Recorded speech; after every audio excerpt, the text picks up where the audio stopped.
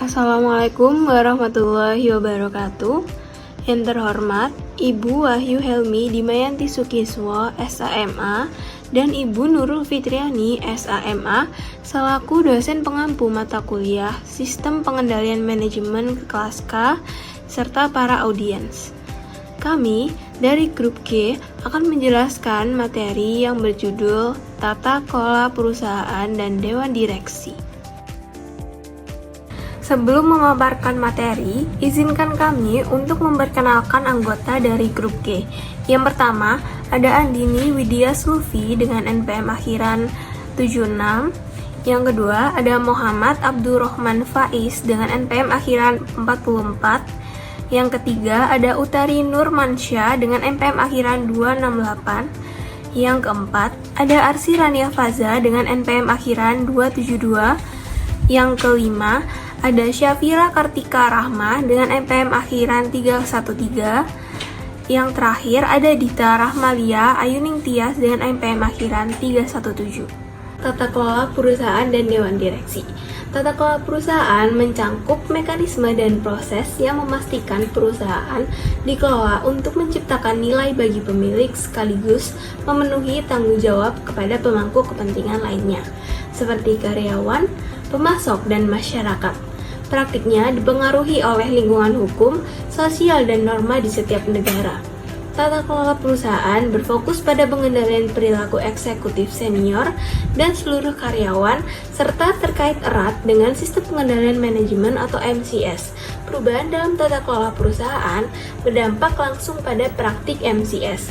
Pada bab yang akan kami presentasikan akan memberikan gambaran tentang lingkungan hukum yang memengaruhi tata kelola, mencangkup peraturan yang sering berbeda di tiap yurisdiksi. Selain itu, peran dewan direksi, komite audit, kompensasi, pengawas, dan auditor juga diulas sebagai elemen penting dalam tata kelola perusahaan.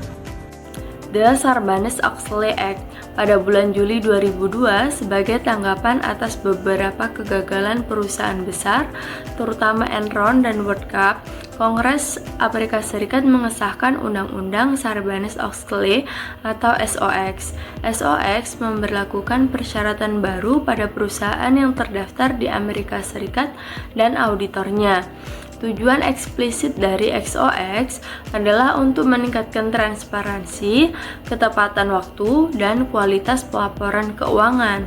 Namun, karena peningkatan kontrol atas pelaporan keuangan juga memiliki implikasi kontrol manajemen, memahami elemen-elemen SOX, dan juga elemen-elemen peraturan pelaporan keuangan lainnya sangat penting bagi mereka yang tertarik pada MCS. Ringkasan beberapa ketentuan utama SOX antara lain: yang pertama, industri audit eksternal yang sebelumnya diatur sendiri, kini diatur secara ketat oleh pemerintah federal. SOX membentuk badan pengawas akuntansi perusahaan publik dan memberinya wewenang dengan pengawasan dari SEC untuk menetapkan standar audit dan memantau tindakan auditor. Yang kedua, anggota komite audit dewan direksi perusahaan diharuskan mandiri dan melek finansial. Yang ketiga, manajer senior perusahaan, biasanya CEO atau CFO, diharuskan untuk menyatakan bahwa mereka telah meninjau laporan keuangan triwulan atau tahunan perusahaan mereka, bahwa laporan keuangan disajikan secara wajar tanpa pernyataan yang tidak benar atau penghilangan fakta material, bahwa mereka mengakui tanggung jawab atas pengendalian dan prosedur pengungkapan serta pengendalian internet atas pelaporan keuangan, dan bahwa mereka telah mengevaluasi pengendalian dan prosedur tersebut dan mengungkapkan setiap perubahan atau kekurangan material kepada auditor dan komite audit. Hukuman atas penipuan dan penghalangan investigasi diperluas dan dibuat lebih berat. Baik, selanjutnya dengan saya Andini NPM akhir 076. Di sini akan membahas yang pertama ada Laws and Regulation. Korporasi adalah badan hukum.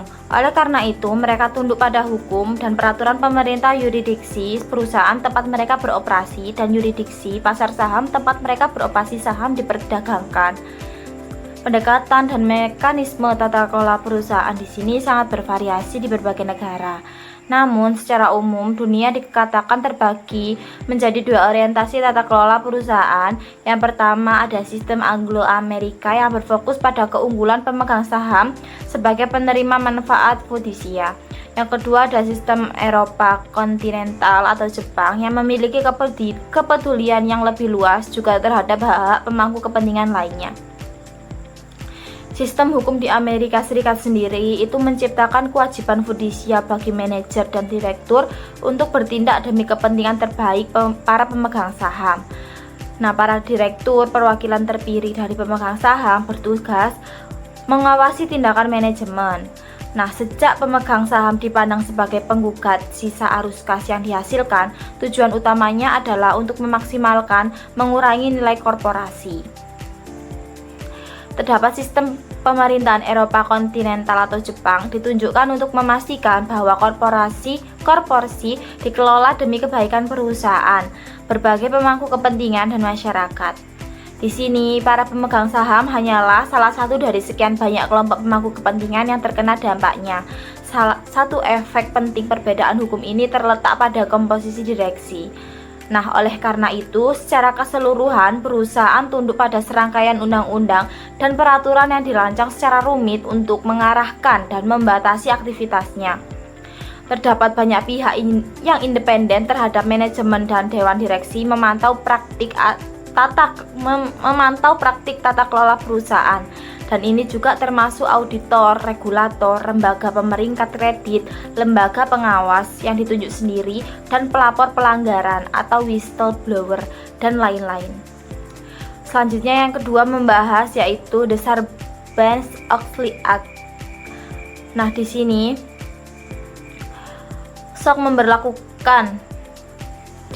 SOX memberlakukan persyaratan baru pada perusahaan yang terdaftar di Amerika Serikat dan auditornya.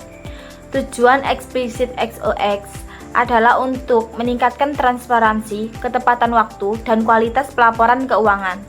Namun sejak kontrol ditingkatkan atas pelaporan keuangan juga memiliki implikasi pengendalian manajemen, pemahaman elemen pernyataan SOX, dan juga peraturan pelaporan keuangan lainnya.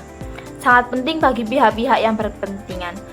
SOX juga mempunyai dampak yang melampaui batas Amerika, di mana semua perusahaan yang terdaftar di SEC harus mematuhinya, baik kantor pusat mereka yang berbasis di Amerika Serikat ataupun di luar negeri.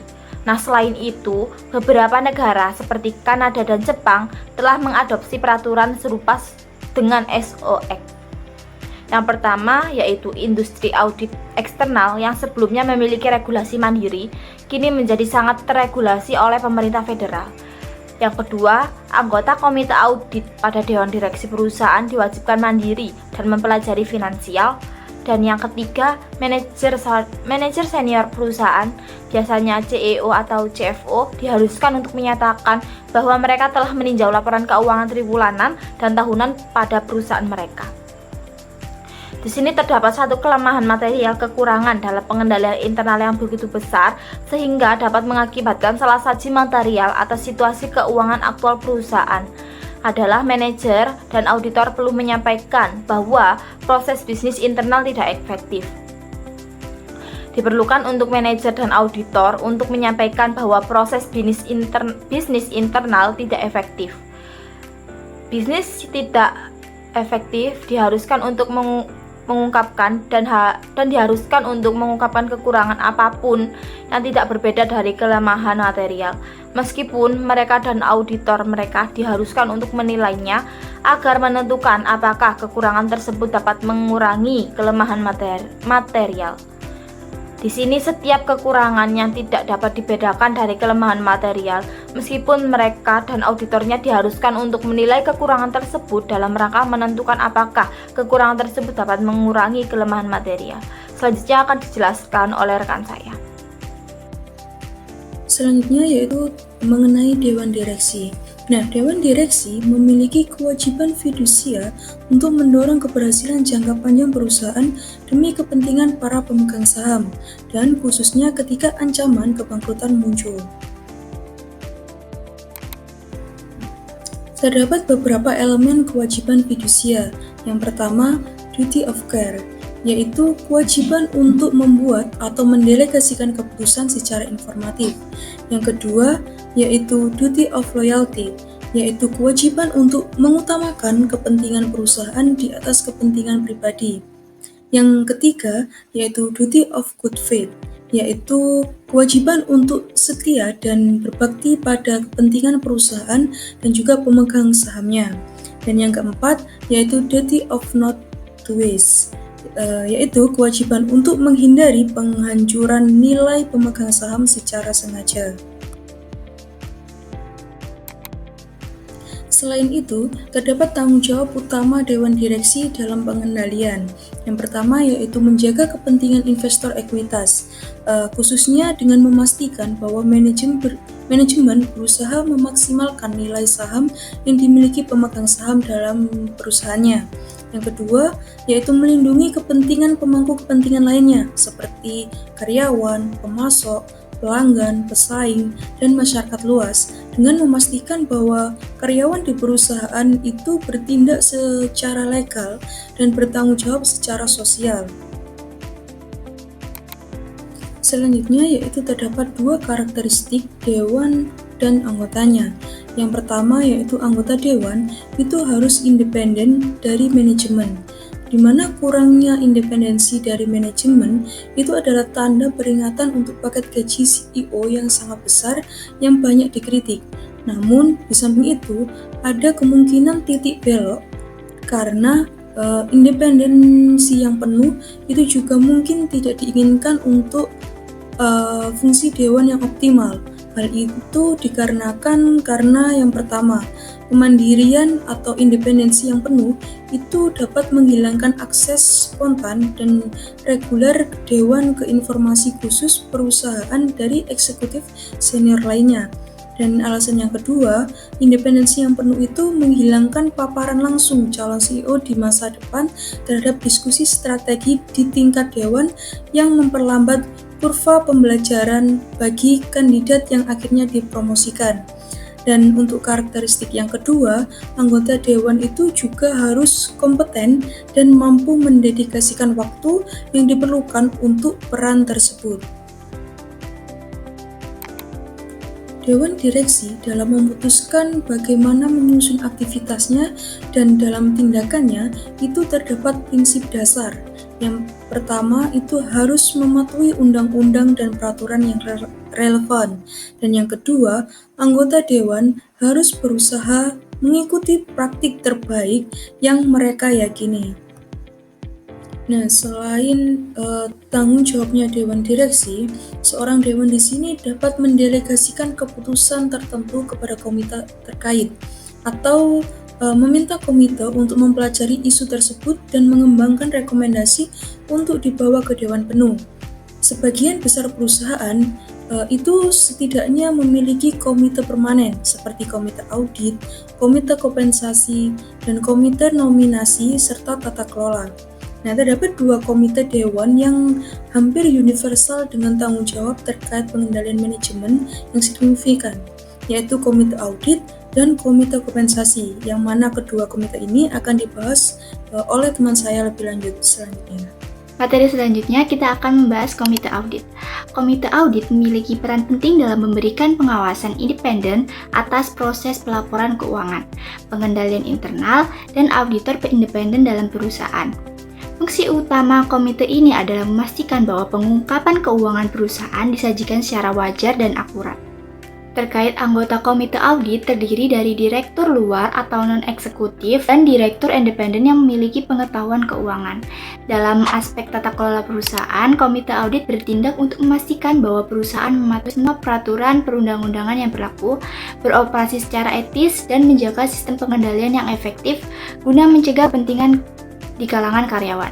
Sementara dalam bidang pengendalian internal, komite audit fokus memantau sistem pengendalian yang dibuat oleh manajemen perusahaan untuk melindungi aset perusahaan dan memastikan bahwa aset tersebut dimanfaatkan secara optimal guna mencapai tujuan yang telah ditetapkan. Sebagai bagian dari tanggung jawab ini, komite audit juga bertugas memilih auditor eksternal dan terus memantau kinerja mereka untuk memastikan bahwa proses audit berjalan sesuai standar yang telah ditetapkan. Dari penjelasan tadi, komite audit dan proses mereka harus disesuaikan dengan persyaratan dan sumber daya perusahaan maupun dewan direksi. Meskipun demikian, beberapa praktik umum menyarankan agar komite audit memastikan untuk melakukan hal-hal sebagai berikut. Yang pertama yaitu mendapatkan dukungan dan arahan dari seluruh dewan direksi. Yang kedua, meninjau semua informasi keuangan, laporan keuangan interim dan tahunan. Yang ketiga, gunakan agenda dan ikuti program kerja formal. Yang keempat, buat rapat setidaknya 4 kali setahun. Hal ini mencakup rapat pra-audit dan rapat pasca-audit. Lalu distribusikan ke seluruh jajaran direksi, jadwalkan rapat terlebih dahulu sehingga peserta punya waktu untuk persiapan. Yang kelima, memiliki setidaknya 3 anggota. Tidak perlu banyak anggota sehingga semua anggota dapat berpartisipasi aktif. Yang terakhir yaitu pastikan semua anggota independen. Materi selanjutnya adalah komite kompensasi yang merupakan sebuah badan atau kelompok dalam suatu organisasi, terutama perusahaan publik, yang memiliki tanggung jawab utama untuk menentukan dan mengevaluasi sistem kompensasi seperti penggajian, bonus, dan benefit, dan sebagainya lainnya. Bagi para eksekutif tingkat tinggi, direksi, dan kadang-kadang juga karyawan kunci lainnya. Komite kompensasi berperan sebagai penjaga keseimbangan antara kepentingan perusahaan dan kepentingan individu. Mereka memastikan bahwa sistem kompensasi yang diterapkan tidak hanya adil dan efektif, tetapi juga mendukung pencapaian tujuan jangka panjang di perusahaan. Berikut beberapa tujuan utama komite kompensasi. Yang pertama ada keadilan, yang memastikan bahwa kompensasi yang diberikan sebanding dengan kontribusi kinerja dan tanggung jawab masing-masing individu. Lalu yang kedua ada efektivitas. Perancang sistem kompensasi yang dapat memotivasi kinerja, mempertahankan talenta terbaik, dan sejalan dengan strategi bisnis perusahaan. Lalu yang ketiga, transparansi. Menjamin proses pengambilan keputusan yang transparan dan akuntabel, serta meminimalkan konflik kepentingan. Lalu yang keempat, ada kesesuaian. Memastikan bahwa kompensasi sesuai dengan peraturan perundang-undangan yang berlaku dan praktik terbaik tata kelola perusahaan.